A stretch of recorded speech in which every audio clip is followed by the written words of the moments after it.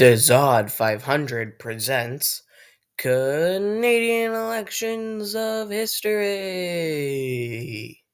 The 34th election in Canadian history happened on the 21st of November, 1988, where just a couple of months prior, Brian Mulroney, the incumbent Prime Minister and the Progressive Conservative leader since the 11th of June 1983, who's running from Charlevoix, signed the North American Free Trade Agreement, which gave free trade between us and the United States. John Turner, the Liberal leader and also former Prime Minister, who's been the Liberal leader since the 16th of June 1984, who's running from Vancouver Quadra, said this about Mulroney in the debate.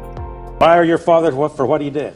My grandfather moved into British Columbia. My mother was a miner's daughter there. We're just as Canadian as you are, Mr. Mulroney, but I'll tell you this. You mentioned 120 years of history.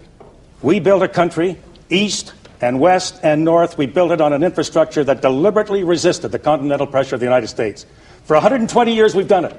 With one signature of a pen. You've reversed that, thrown us into the north-south influence of the United States, and will reduce us, I'm sure, to a colony of the United States, because when the economic levers go, the political independence is sure to follow. Mr. Turner, with a document that's cancelable on 6 months' notice? Be serious. Look. Be serious. Cancelable. You're talking about our relationship with the United States. Once that commercial document that's cancelable on 6 months' notice? Commercial document. That document relates to treaty. It relates to every facet of our life. It's far more important to us than it is to the United States. Turner, far more important. Please be serious. Well, I am serious, and I've never been more serious in my life. Please. Gentlemen, we'll move on. The Liberals' campaign was nothing short of awful. Notably, during one day in Montreal, 3 different costs were given for the proposed Liberal daycare program. When asked by reporters about the incident, Turner's chief of staff responded using vulgar language. And there was also a report in the back room to replace Turner as leader with Jean Chrétien, even though Turner had passed the leadership review in 1986 with 76.3% of delegates rejecting a leadership convention. And even by 1986, the Liberal Party was in severe debt because of their expenses of the national organization continuing to rise. Turner's office experienced significant staff turnover, and leaving members were willing to recount stories of the office's dysfunction to the press, resulting in Turner's leadership being nicknamed the Reign of Error. Despite this, Turner was polling pretty high because he was strongly campaigned against free trade, arguing that it would cost many Canadian jobs. That last debate that I showed you boosted him to 6 points ahead of Mulroney in the polls. Did it actually turn out? In the House of Commons, there was a total of 295 seats, also knowing that 148 seats were needed for a majority.